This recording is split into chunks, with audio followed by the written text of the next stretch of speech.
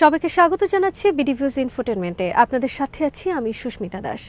Israel নিজেদের যতটা ধর্মনিরপেক্ষ বলে দাবি করে, বাস্তবে ততটাই উগ্র চিন্তা লালনকারী একটি দেশ। ইসরায়েলকে সেকুলার বলে প্রচার করা হলেও এটি একমাত্র দেশ যা রাষ্ট্রীয়ভাবে জায়নবাদকে লালন করে এবং ইহুদি ধর্ম ছাড়া অন্যান্য ধর্মাবলম্বী মানুষগুলো নিশ্চিহ্ন করার চেষ্টা করে। ইতিহাস পর্যালোচনা করে দেখা গেছে, প্রতিষ্ঠার পর থেকে ইসরায়েল রাষ্ট্রের একটি থিওপলিটিক্যাল বা ধর্মনির্ভর রাজনৈতিক এজেন্ডা ছিল, যা তার ধর্মনিরপেক্ষ মোড়কের আড়ালে লুকায়িত ছিল। ইসরায়েল রাষ্ট্রের এই হীন দৃষ্টিভঙ্গি দেশটির সামরিক বাহিনীকেও প্রভাবিত করেছে। আরও জানব এবারের প্রতিবেদনে।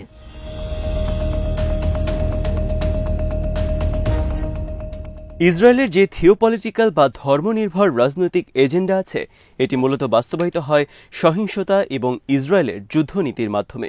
ইসরায়েলের এই জায়নবাদী বৈশিষ্ট্য কেবলমাত্র সামরিকভাবেই প্রকাশিত হয় না, বরং দেশটির চরমপন্থী রাজনৈতিক দলগুলোর ন্যারেটিভের মাধ্যমেও প্রতিফলিত হয়। ইসরায়েল 1948 সাল থেকে পশ্চিম তীর এবং গাজায় ফিলিস্তিনিদের বিরুদ্ধে অমানবিক সব ধ্বংসযজ্ঞ এবং সামরিক অভিযান চালিয়ে আসছে। ইসরায়েল এসব হামলায় নিরীহ নাগরিকদের টার্গেট করেছে, অনেক সময় আবাসিক এলাকা, হাসপাতাল, এমনকি মসজিদেও আঘাত হেনেছে।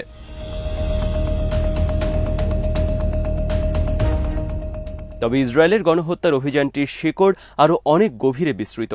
সামরিক বিশ্লেষক জিগমুন্ড বাউম্যানের মতে, দ্বিতীয় বিশ্বযুদ্ধের সময় যে ইহুদিরা গণহত্যার শিকার হয়েছিল, তার নেপথ্যে ছিল সমসাময়িক কূটনৈতিক কৌশল, মাত্রাতিরিক্ত যুক্তিনির্ভর চিন্তা এবং অতিরিক্ত ও অপ্রকাশিত প্রযুক্তি ব্যবহারের পরিণতি হিসেবে এই গণহত্যা চালানো হয়েছিল।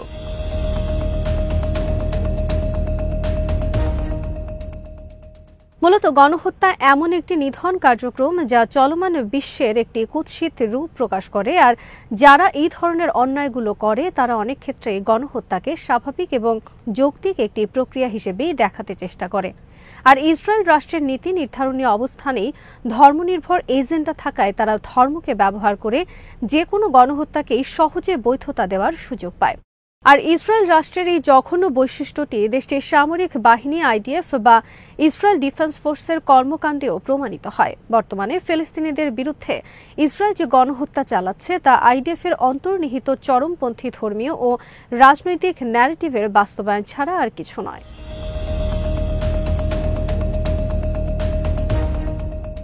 ইসরায়েলের মূলধারার রাজনীতিতে শুরু থেকেই চরমপন্থী ও উগ্র চেতনাধারী দলের অস্তিত্ব ছিল। পরবর্তীতে দেশটির সেনাবাহিনীতেও সচেতনভাবে এবং পদ্ধতিগতভাবে চরমপন্থীদের প্রবেশ করানোর ফলে সেনা সদস্যদের হাত দিয়ে বর্বর কার্যক্রমগুলো সম্পাদিত হতে শুরু করে এবং এগুলো রাষ্ট্রীয় মদদে বৈধতাও পেয়ে যায়। ইসরায়েলি চরমপন্থী ধর্মীয় চিন্তাধারার লোকজন বেশ কিছু পন্থায় প্রবেশ করেছে, আর এগুলোর প্রভাবও দেশটির সামরিক বাহিনীর উপর নেতিবাচক উপায়েই পড়েছে।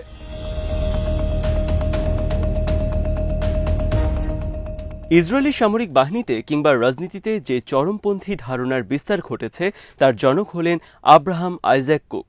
তিনি ব্রিটিশ মাউন্টেন প্রাপ্ত ফিলিস্তিনের প্রথম আশকিনাজি চিফ রাবি হিসেবে দায়িত্ব পালন করেছেন। কুক বিশ্বাস করতেন যে ইসরায়েল নামক ভূখণ্ডটি ঈশ্বরের আদেশের অংশ হিসেবেই প্রতিষ্ঠিত হয়েছে এবং ঈশ্বরের সিদ্ধান্ত মতেই এখানে বসবাসকারীদের ফয়সালা হওয়া উচিত।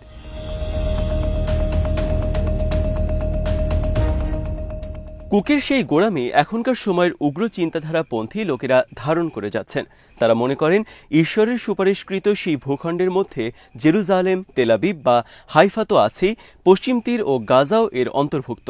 আর যেহেতু খোদ ঈশ্বরই ইহুদিদেরকে এসব ভূখণ্ডে অধিকার প্রতিষ্ঠা করেছেন, তাই ভূখণ্ডটিকে নিজেদের মতো করে গঠন করার জন্য প্রয়োজনীয় সব সহিংসতা ও বর্বরতাই বৈধ বলে গণ্য হবে, কেননা খোদ তাওরাত থেকে এই বিষয়গুলোকে অনুমোদন দেওয়া হয়েছে। উগ্র ধর্মীয় গোষ্ঠীদের এই ধর্মীয় দৃষ্টিভঙ্গি কেবল তাদেরকে গাজা এবং পশ্চিম তীরের নিয়ন্ত্রণ দিয়ে ক্ষান্ত হয় না, বরং আরও চরমপন্থার দিকে নিয়ে যায়। উদাহরণ হিসেবে বলা যায়, উগ্র ইহুদিরা ফিলিস্তিনিদেরকে মানুষ বলেই মনে করে না, বরং জানোয়ার হিসেবে গণ্য করে।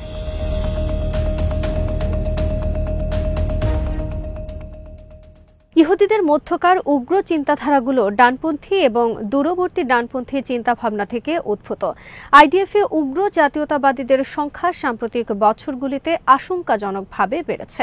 1990-এর দশকের শুরুতে সেনাবাহিনীতে উগ্র ধর্মীয় চিন্তাধারার লোক ছিল মাত্র 2% থেকে 4%। বর্তমানে যা 40% এসে পৌঁছেছে। 4% ছিল, আজ তারা 40% পৌঁছেছে। ঐতিহাসিকভাবেও কিছু টার্নিং পয়েন্ট আইডিএফ পার করেছে, যার ফলশ্রুতিতে ইসরায়েলি সেনাবাহিনীতে উগ্র চিন্তার লোক শুধু বৃদ্ধিই পায়নি, বরং তারা সিনিয়র কমান্ড স্তরেও প্রমোশন পেয়েছে। প্রথম টার্নিং পয়েন্টে ছিল 1967 সালের 6 দিনের যুদ্ধ।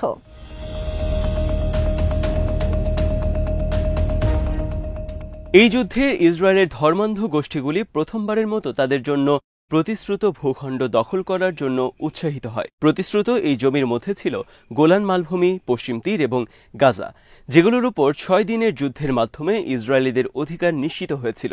প্রতিশ্রুত ভূখণ্ড উদ্ধারের অভিপ্রায়ে এই উগ্রবাদীরা তখন থেকে ইসরায়েলি সেনাবাহিনীতে যোগ দিতে শুরু করে। এরপর থেকে দিনে দিনে তাদের অবস্থান শুধু পোক্তই হয়েছে। 2000-এর দশকের শুরুতে এসে ধর্মীয় চরমপন্থীদের অবস্থান এবং ভূমিকা আরও স্পষ্ট হয়ে ওঠে।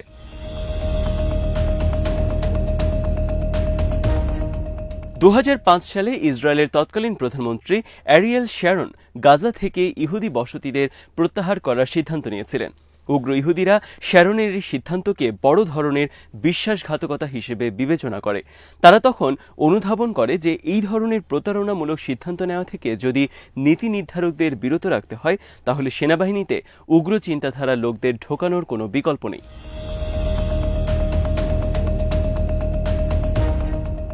এরই অংশ হিসেবে 2005 সালের পর থেকে সেনাবাহিনীতে জাতীয় ধর্মীয় গোষ্ঠীগুলোর সংখ্যা অপ্রত্যাশিতভাবে বেড়ে যায়, আর বর্তমান আইডিএফে উগ্র ধর্মীয় চিন্তার সমর্থক গোষ্ঠীর সংখ্যা 40% পৌঁছেছে, যার সমীক্ষায় দেখা গেছে গাজায় গত 1 বছরে যত অমানবিক ও বর্বর কর্মযজ্ঞ ঘটেছে, এর অধিকাংশেরই নেপথ্যে ছিল এই উগ্রবাদী ইহুদি সেনারাই। উগ্রবাদীদের মূলধারার রাজনীতিতে সক্রিয় অংশগ্রহণ এবং সেনাবাহিনীতে প্রবেশের মধ্যে দিয়ে রাষ্ট্র হিসেবে ইসরায়েলের সবগুলো কাঠামো চরমপন্থী রূপ নিয়েছে।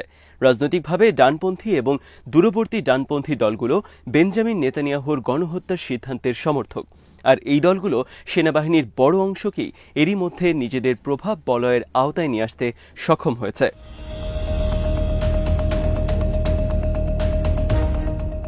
বিশেষ করে 7 অক্টোবরের পর যখন আইডিএফের উপর ধর্মীয় প্রভাব পর্যালোচনা করা হয়, তখন দেখা যায় এই ধর্মীয় মতবাদের প্রভাব সেনাবাহিনীতে এতটাই বেড়েছে যে সার্বিকভাবে সেনাবাহিনীর সামরিক মতবাদেও পরোক্ষভাবে পরিবর্তন চলে আসছে।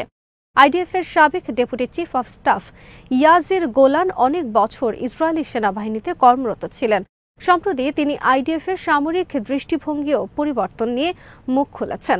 তিনি বলেছেন, সেনাবাহিনীতে ডানপন্থী এবং ফ্যাসিবাদী ধারণাগুলি দ্রুত ছড়িয়ে পড়ছে। সেনাবাহিনীর দৃষ্টিভঙ্গিগত এই পরিবর্তন সামরিক বাহিনীর গণতান্ত্রিক কাঠামোর সাথে সাংঘর্ষিক, কিন্তু কিছুই যেন করার নেই। ইসরায়েলের দীর্ঘদিনের ধর্মীয় ন্যারেটিভগুলোই এখন সামরিক বাহিনীর মাধ্যমে প্রকাশ পাচ্ছে।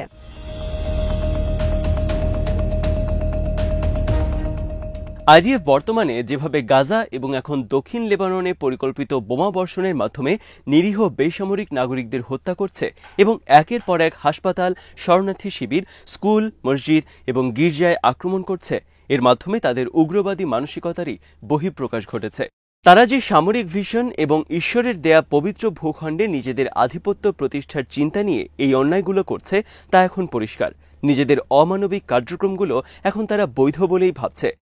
ম্যাকিয়াভেলি এই কথাটি বহুদিন আগে বলেছেন, মানুষের উদ্দেশ্য তার পরিণতি ও কর্মকাণ্ডকে বৈধতা প্রদান করে।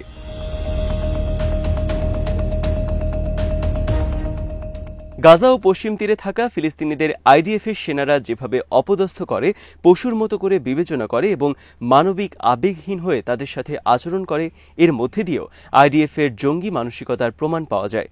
তৃতীয়ত, আইডিএফের সেনারা যেভাবে তাদের দৈনন্দিন জীবনযাপন করে, নিজেদের সোশ্যাল মিডিয়া অ্যাকাউন্টে যেভাবে ফিলিস্তিনিদের প্রতি ঘৃণা প্রকাশ করে, তাতেও প্রমাণিত হয় যে আইডিএফের কর্মকাণ্ডে একটি চরমপন্থী এবং সহিংস রূপ লালন করে।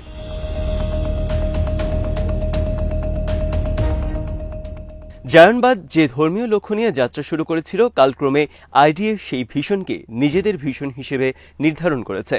এই কারণেই সাম্প্রতিক সময়ে আইডিএফ এতটা বর্বর হয়ে উঠতে পেরেছে।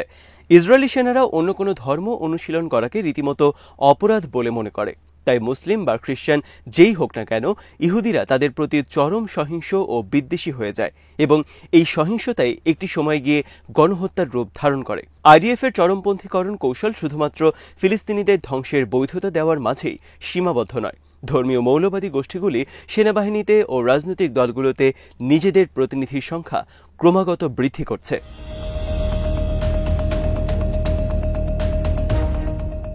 এই উগ্রবাদীদের চূড়ান্ত লক্ষ্য হল ফিলিস্তিনিদের তাদের জন্মভূমি থেকে উৎখাত করা এবং তারপর তাওরাতের প্রতিশ্রুতি মতো ঈশ্বর প্রদত্ত ভূখণ্ডে নিজেদের বসতি নিশ্চিত করা। আইডিএফ এই লক্ষ্য পূরণে এবারের যুদ্ধে দিনে দিনে আরও নির্মম হয়ে উঠছে। তবে উগ্রপন্থার কোনো সীমানা নেই। তাই আইডিএফ বা ইসরায়েলি রাজনৈতিক দলে চরমপন্থার যে বিকাশ ঘটেছে তা শুধু ফিলিস্তিনিদের নিধন করেই ক্ষান্ত হবে না। সম্ভবত ভবিষ্যতে ইসরায়েল রাষ্ট্রের অস্তিত্ব এই চরমপন্থীদের কারণে বিপন্ন হতে পারে। আজ এখানেই শেষ করছি। সমরাস্ত্র, প্রতিরক্ষা ও কূটনীতির নানা তথ্য জানতে চোখ রাখুন বিডিভিউজ ইনফোটেনমেন্টে। চ্যানেলটি ভালো লাগলে সাবস্ক্রাইব করুন। সংযুক্ত থাকুন আমাদের ফেসবুক পেজে।